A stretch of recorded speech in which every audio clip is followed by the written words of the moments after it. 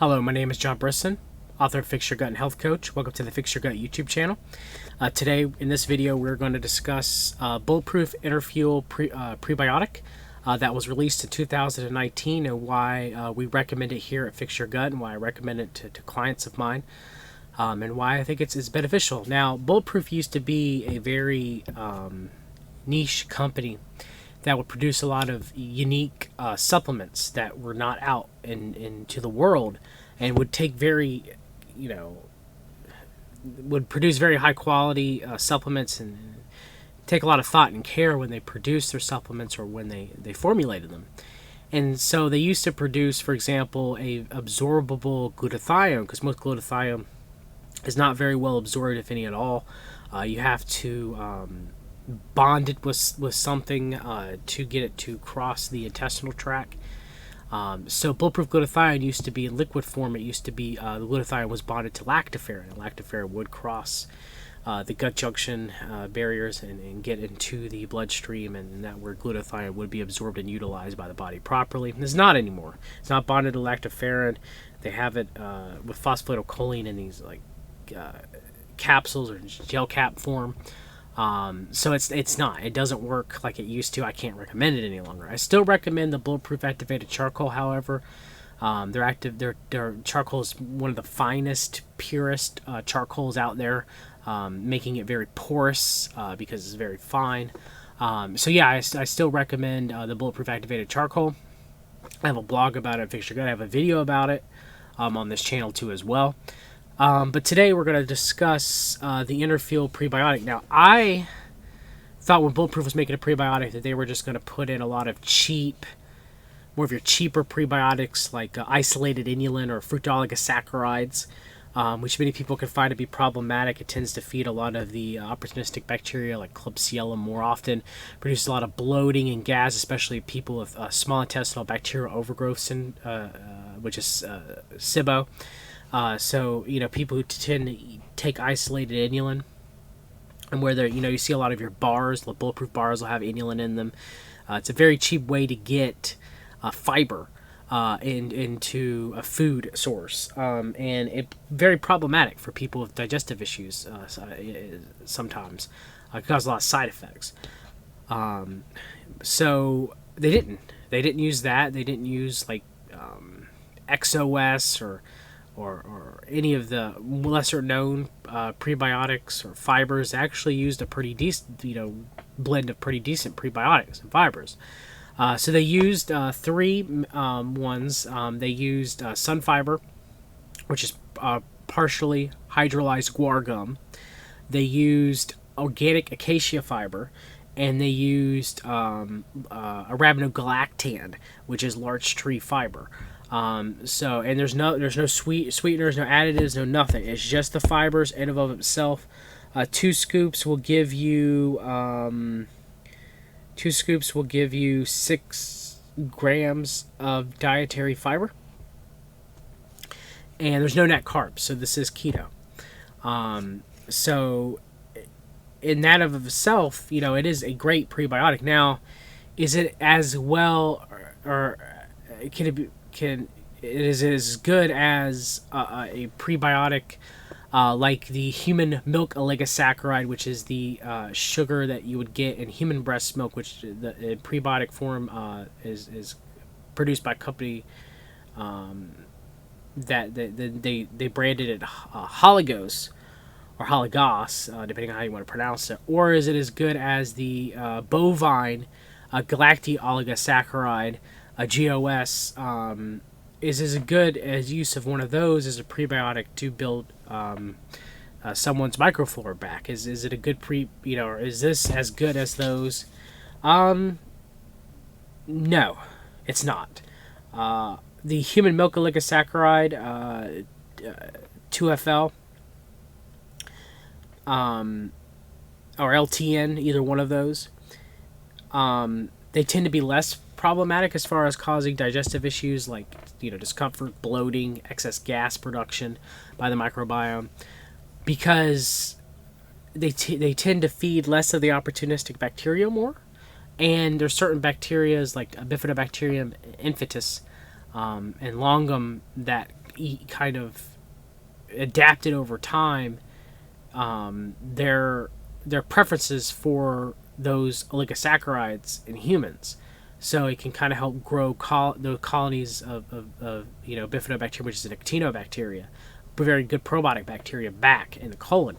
And they specifically like those human milk oligosaccharides. So is it as good as those? No. But is it a bad prebiotic? No. Some people will tolerate those oligosaccharides better unless they have lactose intolerance. Which then, if you have lactose intolerance, then something like this might actually be better. Some people have more issues with fiber than they do those milk-based oligosaccharides, and for those people, the milk-based oligosaccharides would probably be better for them. I have both videos on Hologos, and I've talked about GOS on this channel, and I have blog articles, and I will link those in the show notes. For you to try to determine exactly which prebiotic do you think is best for you. So first we'll start with acacia fiber, and I am a fan of acacia fiber. Acacia fiber has been found to not increase a lot of the opportunistic bacteria or even probiotic bacteria like bacteroids, which are very beneficial gram-negative bacteria for proper digestion when they're kept around 20 to 30% of your total microbiome. But once they get above that, they can start causing many digestive issues. And bloating, protein fermentation, and endotoxins crossing the gut barrier and causing inflammation. It can be very nasty. And InnerFuel, or at least acacia fiber in InnerFuel, seems not to feed the bacteroids. So that's good. It also seems to increase lactobacillus and bifidobacteria, which are both probiotic bacteria. Now, sometimes lactobacillus can cause issues, increase delactate production, or histamine production, but they tend to be probiotic. They live in the upper gut mainly, except for Lactobacillus plantarum, which lives in the colon. So the acacia fiber is, it doesn't cause a lot of flatulence, it doesn't cause a lot of bloating. It's very good. It's a very good prebiotic fiber that many people seem to do very well with. So I'm glad to see that it's included in here. The next is partially hydrolyzed guar gum, PHGG, which is when they take the seeds of guar, which is it's a plant that's indigenous to India and the Pakistan region. They take the galactomannan that's in it. They hydrolyze it, so they kind of break it down more into its components, so that it's easier digestible, easier digested, should I say. So it's water soluble. It's invisible when it's mixed. It has no taste. It's stable. So partially hydrolyzed guar gum. There are studies of it increasing probiotic bacteria like bifido, Rosaberia, which is Firmicutes, probiotic Firmicutes, Lactobacillus, again, which I mentioned earlier, which is also probiotic Firmicutes, which means gram-positive, and reduced colonies of opportunistic bacteria like Clostridium, Enterobacteria, and Streptococcus. And it's also been shown, partially hydrolyzed guar gum has been shown to not produce as much flatulence or bloating, like inulin does. Fruit oligosaccharide is a prebiotic, just like acacia fiber doesn't produce a lot of bloating or gas. And there are one study that says that people who took the antibiotic Xifaxan, when they took partially hydrolyzed guar gum, their health actually improved, and they had less relapse of SIBO when they took Xifaxan, because I guess it must have kept a lot of their probiotic microbiome intact by feeding it while they were taking the antibiotic. So that's definitely good news. Arabinogalactans, which is the large tree fiber in here, there are polysaccharides that are found in plants and cell walls. They're actually found in the cell walls of mycobacteria as well. And they're actually found in a lot of herbs. They're found in echinacea, curcumin, and so you'll find arabinogalactans in those herbs. And arabinogalactans has been shown to increase short-chain fatty acid production, mostly propionate, which propionate is used to create energy by the body by increasing coenzyme A production. And acetate, which acetate as a short-chain fatty acid reduces the pH of the colon. It's acetic acid. So it's also, I guess one thing I forgot to mention too is for people who are low in butyrate, which is another short chain fatty acid. Ingestion of guar gum has been shown to increase butyrate, and butyrate is both an anti-inflammatory agent when it's endogenously produced by the microbiome in the intestinal tract, as well as it feeds the colon cells known as the colonocytes, which are very important for the integrity of the digestive tract in the colon, to help preventing its leaky gut. So it helps to produce these short chain fatty acids, which are very important for your health, overall health, and for your colonic health too as well. All three of the fibers in here increase production of short chain fatty acids. And Arabinogalactan has been shown to increase colonies of lactobacillus and bifido, as well as decrease the generation absorption of ammonia within the digestive system. So people who have H. pylori dysbiosis, for example, which produces the enzyme urease, which cleaves urea that is produced through normal digestion in the stomach, and that produces ammonia, which increases the stomach pH because ammonia is very basic. So H. pylori can thrive more, and when the body has issues detoxifying ammonia, you can start getting brain fog and fatigue really bad, and issues with long-term and short-term memory, and even seizures if severe enough. But arabinogalactan can help people with ammonia burden, lower their ammonia production within their gut. So it's very good to know for people suffering from ammonia burden. Is there anybody that I don't recommend? Are there any drawbacks with InnerFuel? A few. Like I said, some people can't tolerate fiber very well. They do better with the milk-based oligosaccharides like halagos or galactooligosaccharides. So for those people, they may not tolerate this well, may have to use the others as prebiotics. Arabinogalactans are also a component of mycobacteria cell walls. So in theory, people with ulcerative colitis and Crohn's disease are caused by Mycobacterium avium paratuberculosis, which is a mycobacterium that are found in ruminant animals like cows and goats. That's why many people with ulcerative colitis and Crohn's disease react very negatively to ingestion of ruminant animal products, meat and dairy, and have to avoid them possibly for the rest of their life to achieve true remission in those diseases. It may not be a good idea for someone with ulcerative colitis and Crohn's disease to supplement with anything that contains arabinogalactan, including InnerFuel. I wish there was more studies to see if what bacteria concentrations increase or decrease with majority of these fibers. We have some, but it's still possible we don't have enough. People with like Klebsiella dysbiosis, for example, may increase Klebsiella because their fibers are in here. So you might, if you have severe Klebsiella dysbiosis, if you're suffering from alkalizing spondylitis or rheumatoid arthritis that's been linked to Klebsiella, then you may not want to supplement with this. You might want to stick with the human milk oligosaccharide, Halagos 2FL, or LTN instead.